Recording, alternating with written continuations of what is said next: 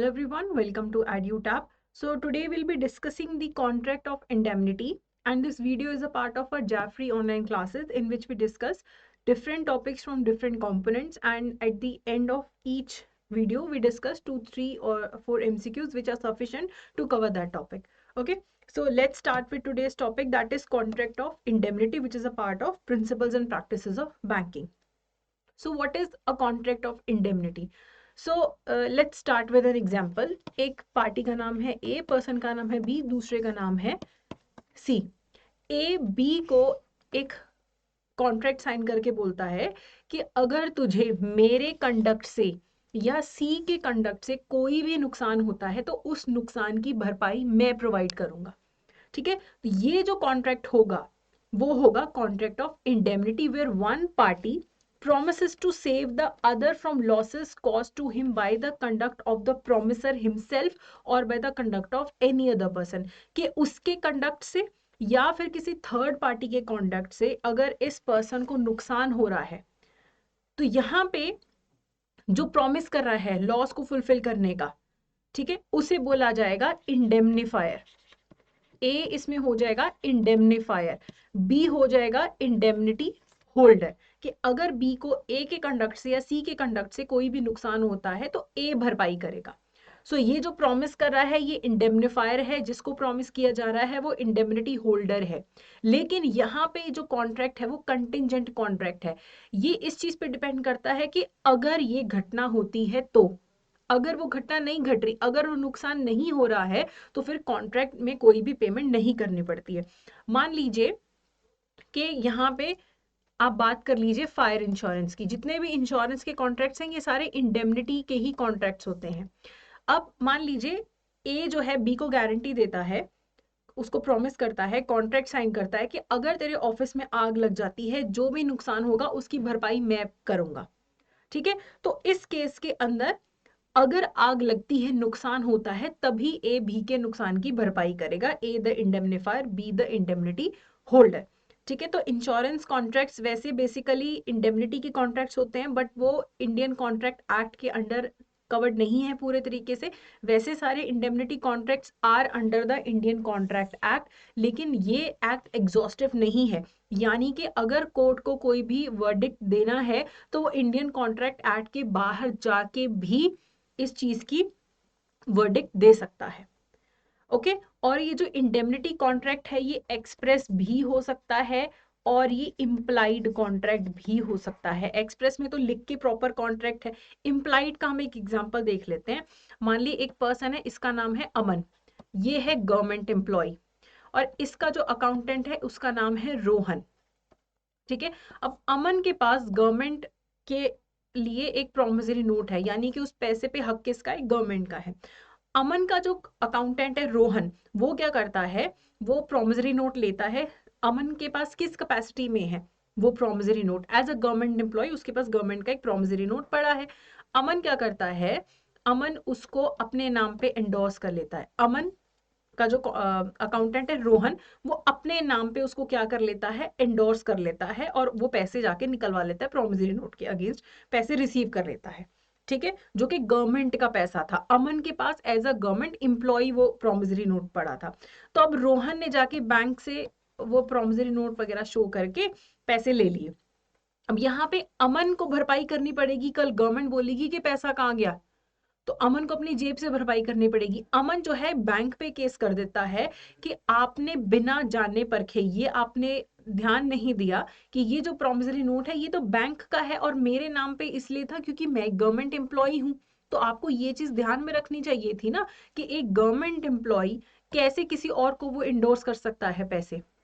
तो इस केस में फिर ये जो वर्डिक्ट है अमन के फेवर में गई थी. इस केस में कोर्ट ने बोला था कि बैंक को अमन को इंडेमनिफाई करना पड़ेगा, यानी कि अमन को जो लॉस हुआ है, जो उसको पैसों की भरपाई गवर्नमेंट ट्रेजरी को करनी पड़ रही है, उसकी भरपाई बैंक करेगा.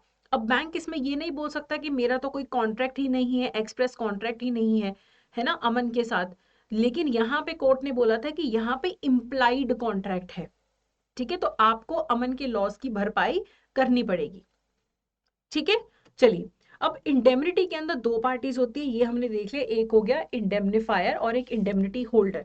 इंडेमनिफायर जो प्रॉमिस करता है लॉस की भरपाई करने के लिए, एक ही कॉन्ट्रैक्ट होता है इंडेमनिफायर और इंडेमनिटी होल्डर के लिए, क्योंकि हमने एग्जांपल देखी थी ना ए बी और सी की, कि ए बी को प्रॉमिस करता है कि सी के कंडक्ट से अगर कोई नुकसान होता है तो मैं भरपाई करूंगा। तो सी के साथ कोई कॉन्ट्रैक्ट नहीं है, कॉन्ट्रैक्ट ए और बी के बीच में है इंडेमनिटी का। और इंडेमनिटी के कॉन्ट्रैक्ट का पर्पस क्या होता है? लॉस की रीइंबर्समेंट करना, लॉस की भरपाई करना, ये उसका मेन मकसद होता है। ठीक है, एक बार इंडेमनिफायर ने इंडेमनिटी होल्डर का लॉस की भरपाई कर दी, ए ने बी के लॉस की भरपाई कर दी, वो ये पैसा किसी से रिकवर नहीं कर सकता है। जब इंश्योरेंस कंपनी हमें फायर इंश्योरेंस का पैसा प्रोवाइड करती है, आग लगने पे हमें लॉस की भरपाई करती है, तो इंश्योरेंस कंपनी कहीं से पैसे नहीं ले सकती है वो। ठीक है, तो यहाँ पे वो किसी से क्लेम नहीं कर सकता है इंडेमनिफाई। और ये कॉन्ट्रैक्ट ओरल भी हो सकता है, रिटन भी हो सकता है, एक्सप्रेस भी हो सकता है, इम्प्लाइड भी हो सकता है। ठीक है, तो काफी बारी इंडियन कॉन्ट्रैक्ट एक्ट के बाहर जाके भी कोर्ट ने वर्डिक्ट्स दी हैं। अब मान लीजिए ऐसा कोई इंडेमनिटी का कॉन्ट्रैक्ट है जिसमें इंडेमनिटी होल्डर पे केस होता है। ठीक है, कोई केस चलता है और ए है बी है, ए ने बी को बोला है कि तेरे को कोई भी नुकसान होगा मैं भरपाई करूंगा, और ये किसके रिगार्डिंग है? कोर्ट केस के रिगार्डिंग है, यहाँ पे कोर्ट केस चल रहा है। तो बी के कौन से लॉस की भरपाई ए करेगा? जो भी बी को डैमेजेस पे करने पड़ेंगे उस कोर्ट केस के अंदर, कोई भी उसकी कॉस्ट लगती है। ठीक है, और अगर बी उस केस की आउट ऑफ कोर्ट सेटलमेंट करता है तो वो जो सेटलमेंट का पैसा है वो भी ए को पे करना पड़ेगा। ठीक है, जब इंडेमनिटी होल्डर्स गेट्स सूड, उस पर कोई केस होता है, तो जो इंडेमनिटी जिसने प्रोवाइड की थी वो सारी कॉस्ट कवर करेगा।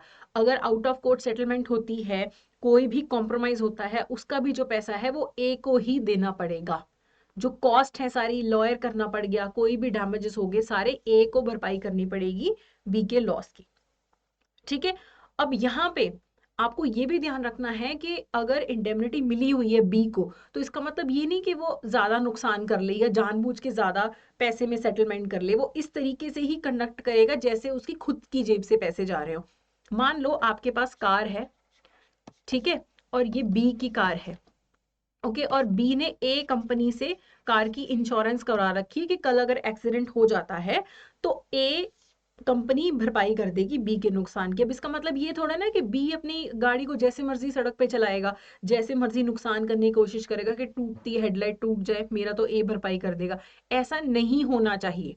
ठीक है, आपको अपना conduct as an indemnity holder वैसा ही रखना पड़ेगा जैसे कि आपने वो खुद से अपने जेब से पैसे देने हो। ये कभी भी आपके दिमाग में नहीं होना चाहिए कि किसी और ने पैसे पे करने। इवन अगर आप पे कोर्ट केस है, को आउट ऑफ कोर्ट सेटलमेंट हो रही है, जानबूझ के आप ज्यादा पैसों में सेटल नहीं करेंगे जस्ट बिकॉज के किसी और ने पैसे देने हैं।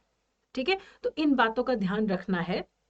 ओके, अब आपको भी पता है कि जब एक कार का एक्सीडेंट होता है और उस पे जब इंश्योरेंस क्लेम बनता है, तो इंश्योरेंस क्लेम में क्या होगा? एक पर्सन पहले इंश्योरेंस कंपनी के तरफ से आके पहले चेक करेगा कि कितना नुकसान है। ओके, और वो सारा पैसा भी जो होता है ना, इंश्योरेंस कंपनी ही भरती है। वो जाके चेक करना कितना नुकसान हुआ है, आने जाने का ट्रैवलिंग एक्सपेंस, सब कुछ इंश्योरेंस कंपनी ही कवर करती है। तो इंडेमनिटी होल्डर सारे प्रकार का लॉस कवर करता है। और लॉस कब भरना होता है? इन्फोर्सेबिलिटी कब आती है कॉन्ट्रैक्ट ऑफ इंडेमनिटी की? कब इंडेमनिफायर की लाइबिलिटी कमेंस होती है या स्टार्ट होती है? कमेंस होती है जब इंडेमनिटी होल्डर का जो लॉस है वो एब्सोल्यूट सर्टेन इमिनेंट होता है। ठीक है, ऐसा नहीं है कि कार इंश्योरेंस करवा ली तो हर साल पैसे मिलने, नहीं। जब एक्सीडेंट होगा, जब नुकसान क्लियर हो जाएगा कि हाँ 10,000 का नुकसान है, 20,000 का नुकसान है, तब वो इंश्योरेंस कंपनी पैसे पे करती है, उससे पहले नहीं पे करती है। ठीक है, चलिए, अब बैंक्स में हमारा सब्जेक्ट क्या है? Principles and practices of banking. Banks के अंदर कब एप्लीकेशन आती है इसकी? जब आपका कोई एफडीआर है आपके पास, आपसे गुम गया, आप बैंक के पास दोबारा जाते हो कि मेरे से एफडीआर गुम गया, आप मेरे को नया डुप्लीकेट बना के दे दो, तो उस केस में बैंक साइन करवाएगा आपसे इंडेमनिटी बॉन्ड के। अगर ओरिजिनल वाला एफडीआर लेके कोई हमसे पेमेंट रिसीव कर लेता है, हमें तो डबल डबल पैसे भरने पड़ेंगे, तो उस नुकसान की भरपाई आप करोगे।